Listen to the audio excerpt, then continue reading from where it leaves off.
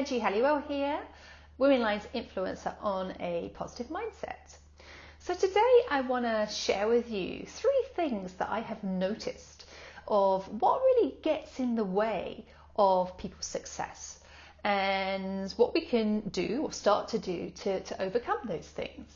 And going back to when I first started out, I worked in HR for many years. I worked in talent development because I was always very curious about why was it that some people were successful and some people weren't. Even when people wanted it, they weren't able to create it. It just like it didn't come their way, or they didn't know how to achieve it. And over time, I started to notice that some people had a really high level of qualifications, but some didn't. Some people had left school at age 16, but yet they were still able to be successful in their careers. And undoubtedly, if they're successful in their careers, they're able to create success across other domains in their life as well. It's not like it just stays in one area. So I was very curious about, well, what is it something to do with IQ? And this kind of showed that it wasn't to do with IQ. And in some ways that kind of makes us feel a little bit better, because it means that it's not something that we're born with, or it's not measured by your IQ, it's something else. And I was also very curious about how I could create success for myself, not just about other people, but obviously for my own personal achievements as well. And I remember watching a video by the late Steve Jobs. Now, this was the first time round that he was in Apple. Some of you may know that he was at Apple, then he left, he did his own thing, and then he came back to Apple. And of course, the second stint is probably what we remember him for, because that's when he had his signature look with the turtleneck and the shaved head. And Apple became uber successful at that point. But this was the first time, the first stint that he did within Apple. And I was watching an interview and a video with him, and he looked very different. He had long hair. He was a little bit more rounded than he was in his later years. And he said that this one simple fact that he learnt, that he had heard from a mentor, that really opened up his mind and broadened his horizons.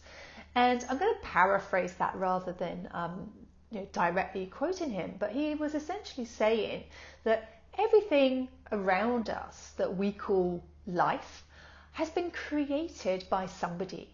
And that somebody who has created whatever it is, this phone, this tripod that it's on, the light that's shining on me, the microphone that I'm using, all these different things that we use on an everyday basis that we buy, are created by people no more clever, no different to you.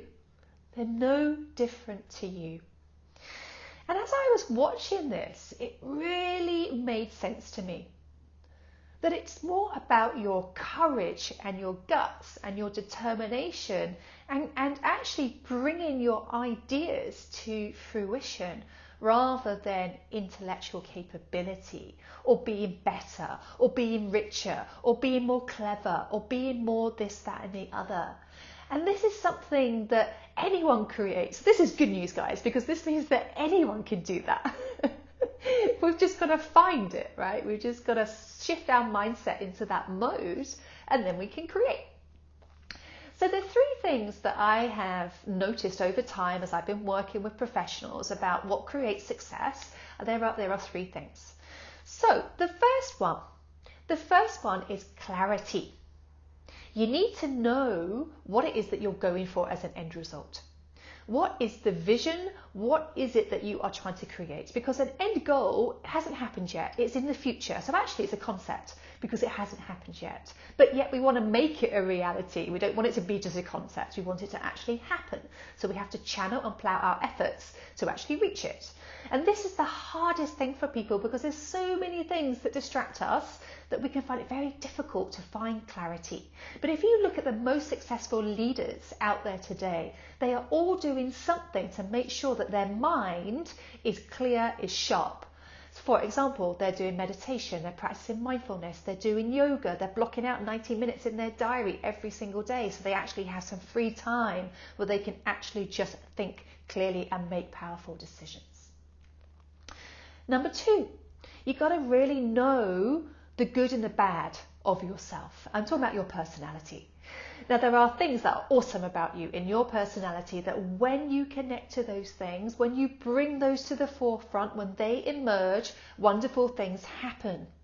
But of course, there's also another side of us that we all recognise that we don't particularly like so much, but it does actually, some of those traits that don't actually help us do start to kick in sometimes, and they do start to emerge. So we need to become very aware as to what we are thinking and how it's impacting our behaviour and whether it's actually helping us get towards that goal or not. Because if it's not, we need to stop it. If it is, we need to continue. And then the third one to help all of that, because these are all interconnected, all interrelated, is that we need to build and cultivate courage. I had a conversation earlier on today about how we allow fear to paralyze us, how we allow fear to stop us doing things. Whereas actually, if we had enough courage and inner strength to override that fear, and we were talking about fear as if it was a bubble that we were suddenly in that we couldn't get out of, then the courage would pop, it would completely pop the bubble, right? And then you come out, you're like, oh wow, why didn't I do this sooner? Ever thought that your job was like awful, so you go and you interview and then you get an offer and you're really excited about it, and then you realize you've actually then got to go and hand in your notice, and then the moment that you go to hand in your notice, a side of you starts to kick in to kind of ask yourself, well, actually, is this job that bad? Do I need to do this? You're like strategizing of ways that you can do this, but you're trying to avoid it.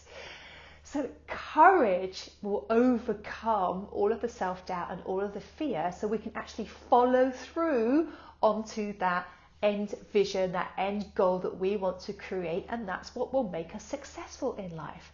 So the 3 things are clarity, know the good and the bad and choose to focus on the good, and lastly, cultivate courage so that it can overcome your fear and self-doubt. And if you follow those 3 things, then you will create the success that is important to you, because success is defined on your terms. It is not a blanket definition. It is the things that are important to you.